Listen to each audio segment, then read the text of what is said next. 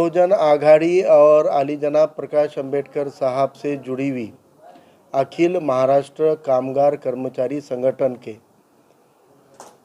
विस्तार का सिलसिला आगे बढ़ रहा है। मराठवाड़ा के अध्यक्ष मेरे साथ मेरे बगल में बैठे हैं, राज अटकोरे, और मराठवाड़ा में अखिल कामगार संगठन की जड़ें मजबूत होती नज़र आ रही है।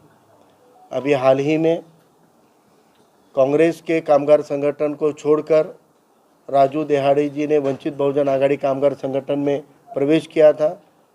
ससाने साहब जो यहाँ के जिलाध्यक्ष रहे हैं, उन्होंने कामगारों के लिए तालुकाओं तक और दिगर जगह पे भी काम आगे बढ़ाया है। और आज औरंगाबाद ज़िले की कामगार संगठन में काम करने वाली एक नौजवान शक्ति के तौर पे जाने वाले राजू झाल्टे जी एक अपने कामगार संगठनों के साथ में, तमाम यूनियन के साथ में आज वंचित बहुजन आघाड़ी में प्रवेश कर रहे हैं। और वंचित बहुजन आघाड़ी के साथ साथ वो कामगार संगठन की जिम्मेदारी जो भी मराठवाड़ा के अध्यक्ष देंगे, वो जिम्मेदारी पे काम करने वाले हैं। मजदूर तबके के बहुत बेहाल हैं। भारत के अंदर अब संगठित कामगार नहीं रहे, ऑर्गेनाइज्ड लेबर नहीं रहा, इंडस्ट्रीज़ और बड़ी बड़ी कंपनियां जो थी पहले के जैसी मिलें वगैरह नहीं रही, इसीलिए अब बेरोज़गारी बहुत बड़ी है। और जो बेरोज़गारी का नतीजा है कि आज लोगों को अपना पेट भरने के लिए, उदर निर्वाह के लिए, रोज़ी रोटी के लिए भी ज़रिए ये हुकूमत आम फराम नहीं कर रही है। इसलिए डिग्री लेकर, ग्रेजुएशन करके भी, डबल ग्रेजुएशन करके भी लोगों को ऑटो रिक्शा चलाना पड़ता है, टैक्सी पे ड्राइवर बन के जाना पड़ता है, या वो अगर मौका नहीं मिलेगा तो रास्ते के किनारे के ऊपर फल फ्रूट या सब्जी बेचने की नौबत आज इन पढ़े लिखे नौजवानों पे, हमारे भाइयों और बहनों पे आई हुई है। और ये असंगठित अनऑर्गेनाइज्ड लेबर में आते हैं, इनका कोई फुरसाने हाल नहीं है। लॉकडाउन लगा देते हैं, रेस्ट्रिक्शन लगा देते हैं, बाज़ारों पे बंदी लगा देते हैं, टूरिज़्म प्लेसेस बंद करा देते हैं, लेकिन उनके ऊपर डिपेंडेंट हज़ारों लाखों लोगों की भूखमरी की तरफ ये सरकारों का ध्यान नहीं जाता है। हम ये आपको दावे से कहना चाहते हैं कि सेना भाजपा जैसी धर्म के नाम पे राजनीति करने वाली पार्टियां हो, या सेक्युलरिज्म के नाम पे राजनीति करने वाली कांग्रेस राष्ट्रवादी जैसी पार्टियों, सत्ता में आने के बाद इन्हों सबसे पहले अगर भूल जाते हैं तो मेहनतकश मजदूरों को, कष्टकरी कामगारों को भूल जाते हैं। इसलिए आज मजदूर तबके के बड़े मसले हैं और मजदूर तबके में काम करने की बहुत ज़रूरत है। और वंचित बहुजन आघाड़ी आली जनाब प्रकाश अंबेडकर साहब अकेले कायद हैं जो इन मजदूर और असंगठित कामगारों के लिए बार बार आवाज़ उठाते हैं। लॉकडाउन तोड़ने तक की भी हिम्मत अगर किसी ने दिखाई थी तो आली जनाब प्रकाश अंबेडकर साहब ने दिखाई थी। इससे प्रेरित होकर कामगार संगठन के जो बड़े बड़े नाम है, बड़े बड़े शहर के ज़िले के नाम है, वो लोग वो प्रस्तापित और सत्ताधारी पार्टियों को छोड़ कर वंचित से जुड़ रहे हैं। तो आज आपके माध्यम से हम औरंगाबाद ज़िले के सभी मेहनतकश तबके को ये बात पहुंचाना चाहते हैं कि आपके हक की लड़ाई लड़ने के लिए राजू झाल्टे जैसा एक नौजवान कायद आज वंचित बहुजन आघाड़ी में प्रवेश कर रहा है और इनके इस मामले को यहाँ से आगे हम बढ़ाने वाले हैं। आदरणीय प्रकाश आंबेडकर साहेब, अखिल महाराष्ट्र कामगार कर्मचारी संघटना मागील 2 वर्षापासून या संघटनेचा विस्तार संपूर्ण महाराष्ट्रामध्ये वाढत चाललेला आहे। कामगारांच्या न्याय हक्कासाठी आम्ही कटिबद्ध आहोत, अहोरात्र काम करत आहोत। सध्या ही संघटना 10 जिल्ह्यामध्ये सक्रियपणे काम करत आहे। तर मागील 15 दिवसामध्ये राजू देहाडे साहेबांनी संघटनेमध्ये प्रवेश केलेला आहे। त्यांच्यामुळे संघटना अजून जास्त बळकटी होईल। जिल्हाध्यक्ष श्रीरंग ससाने साहेब, राजू देहाडे सर व आता येणारे आमचे युवा पिढीचे राजू झाल्टे भाऊ आल्यामुळे संघटना अजून जास्तपणे मजबूत होईल। तर आम्ही इथून पुढे असं टार्गेट ठेवणार आहोत की कमीत कमी औरंगाबादमध्ये 1 लाख कामगारांचं आम्ही सभासद नोंदणी करून घेऊ। का आता औरंगाबाद ही मराठवाड्याची राजधानी आहे, कुशल कामगारांची राजधानी आहे आणि इथल्या कुशल कामगारांना कोणीही न्याय देऊ शकत नाही। तर वंचित बहुजन आघाडीच्या माध्यमातून आम्ही सर्व कामगार संघटनेचे पदाधिकारी, वंचित बहुजन आघाडीचे वरिष्ठ पदाधिकारी, आमचे मार्गदर्शक आदरणीय फारूक अहमद साहेब यांच्या मार्गदर्शनाखाली आम्ही ह्या संघटनेचा प्रसार करू।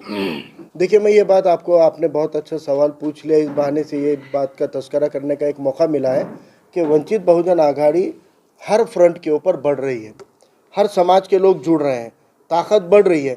ये देखकर जितनी सरमायादारा प्रस्तापित पार्टियां हैं, इनमें हलचल पैदा हो गई। वो हमको कहीं नहीं रोक पा रहे हैं।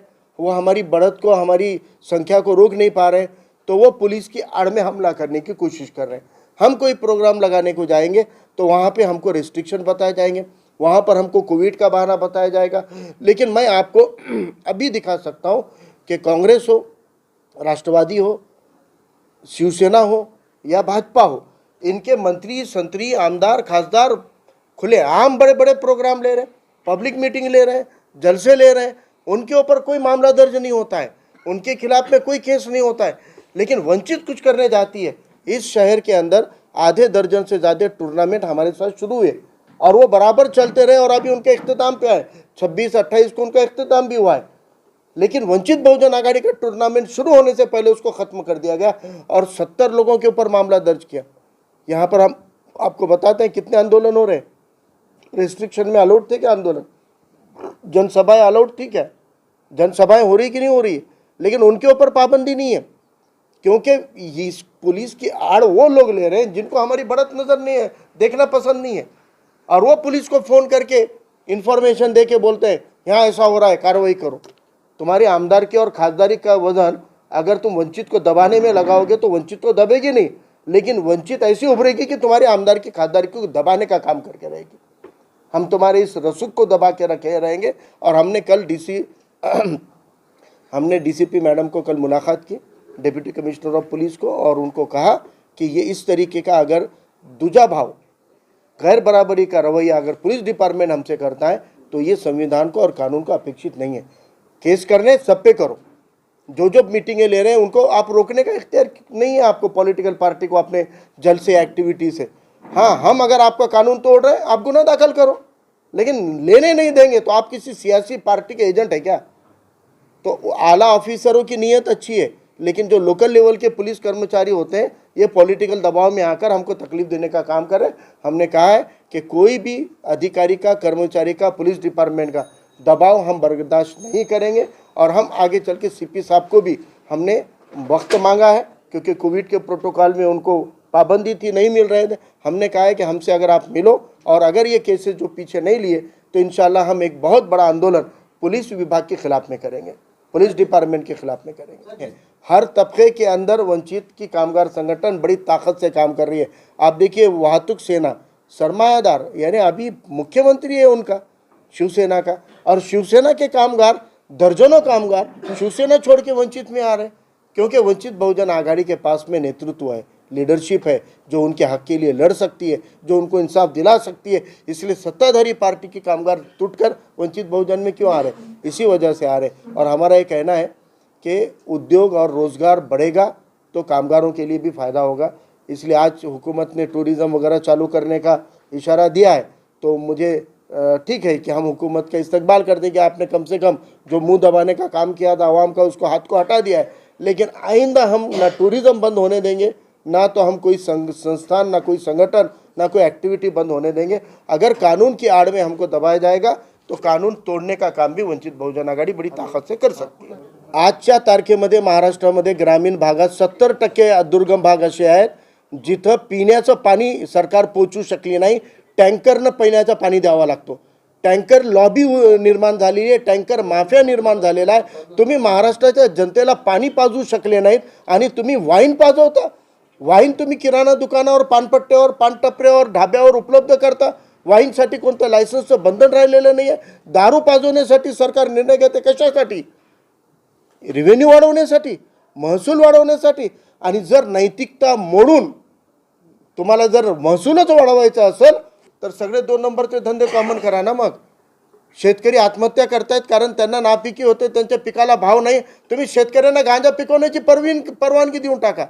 जर तुम्हाला नैतिकताच नाही आहे, मुख्यमंत्री उद्धव ठाकरे साहेब, तुमच्या सरकारला नैतिकता राहिली नसेल तर फक्त दारू का लोकांना फ्री करता, दारू का मोकळी करता, शेतकऱ्यांना गांजा पेरण्याची परमिशन द्या, त्यांना गांजा पेरण्यावर टॅक्स लावा, तुम्ही महसूल वाढवा तुमचं, सांगा शेतकऱ्यांना 50% आम्ही टॅक्स लावू, ते द्या ना। नैतिकता संपली तर मग तरुणांना क्लब उघडायची परवानगी देऊन टाका, जुगार अड्डे खोलण्याची परवानगी द्या।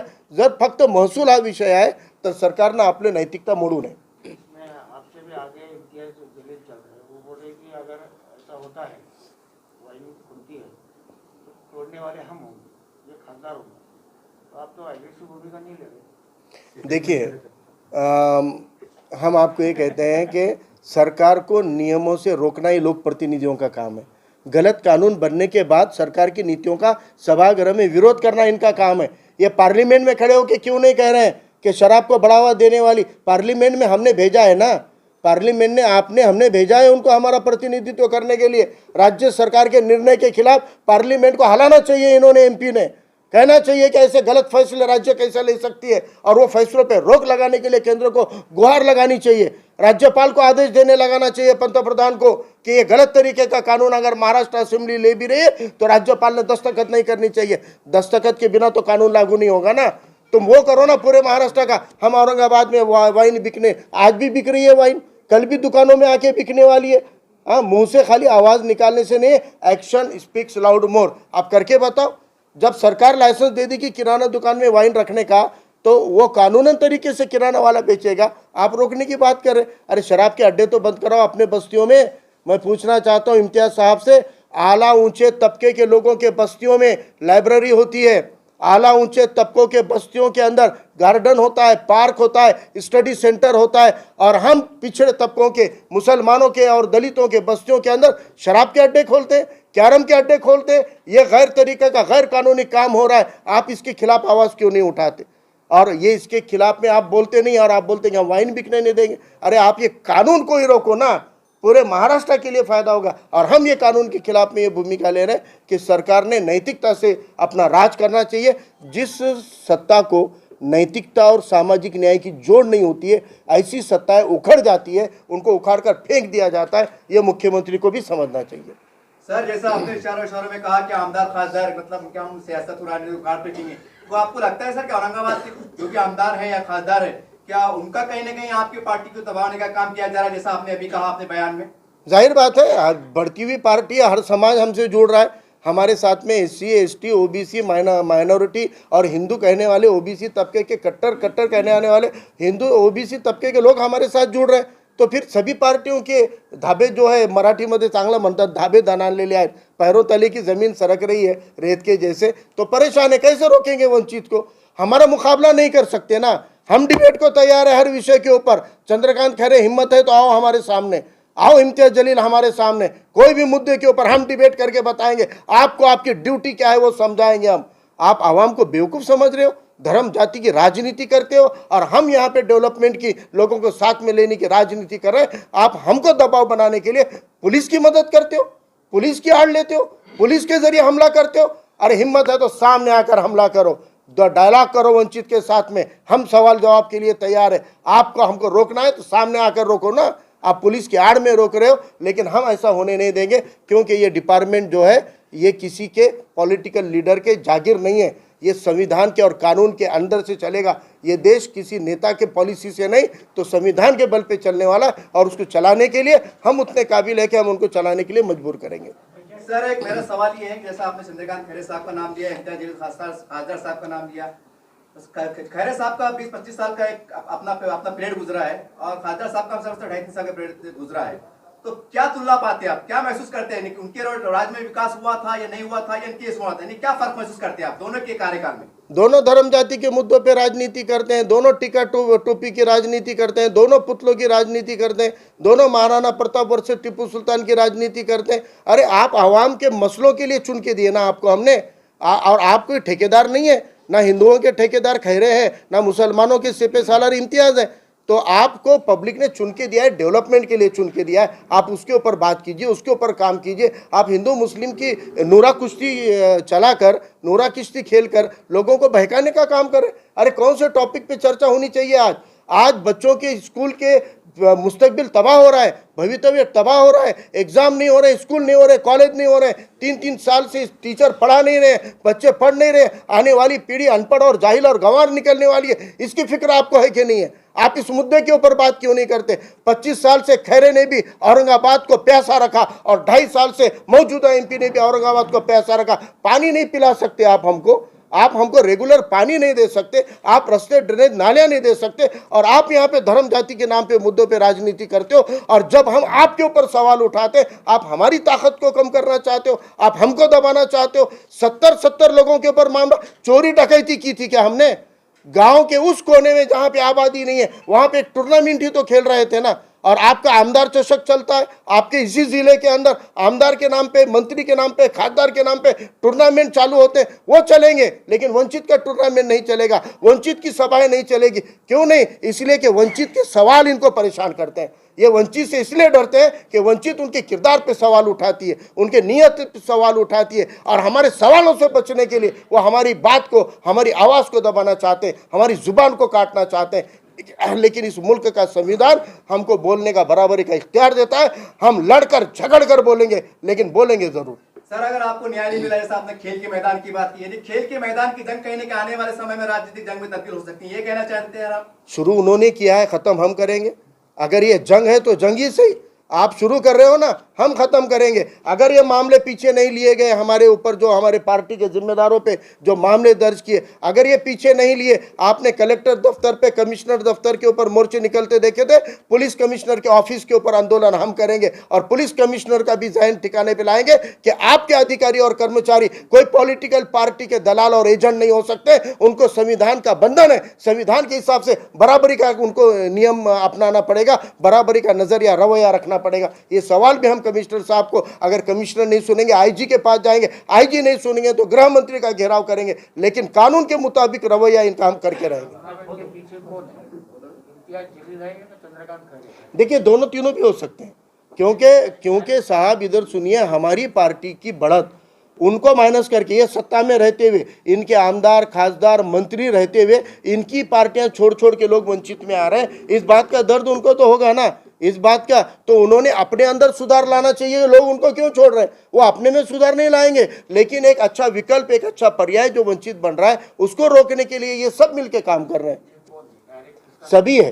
सभी है, क्योंकि पुलिस अधिकारी को, पुलिस कर्मचारियों को फोन करके वंचित के खिलाफ एक्शन लेने के लिए मजबूर करने वाले ये सभी चुन के आए वाले आमदार खासदार हैं, जिनके फोन जाने की वजह से वो फोटो भेज रहे हैं, वो भेज रहे हैं कि देखो वंचित का यहाँ पे टूर्नामेंट चल रहा है। अरे आपको लोगों ने इसके लिए चुन के दिया कि हमारी चुगलियां करो? अरे औरतों की किसी चुगलियां मत करो, मैदान में उतर के सामने आके बात करो, जो भी कहना है, जो भी करना है, और आके दो। आपका इशारा खासदार साहब की तरफ है क्या?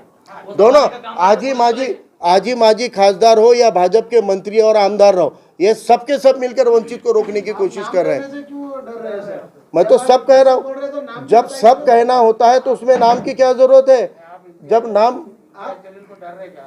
डरने की क्या? अरे जिसको हमने बनाया है, जिसको हमने क्रिएट किया है, उसे हम क्या डरेंगे? अरे हम तो आवाम के दिलों पे वो राज करते हैं कि जो ऐसे कई एमपी और आमदार वंचित बहुजन आघाड़ी आने वाले दौर में देने वाली है। देखिए, अभी पुलिस डिपार्टमेंट में हमने यही कहा है कि जिन अधिकारियों ने, जिन कर्मचारियों ने गुनाह दाखिल किया, उन्होंने किसके कहने पे किया है, ये बात वो जब तक सामने नहीं आएगी तब तक हम ऑफिशियली नाम नहीं ले सकते। लेकिन हम कौन कर रहा है जाके पुलिस के पास?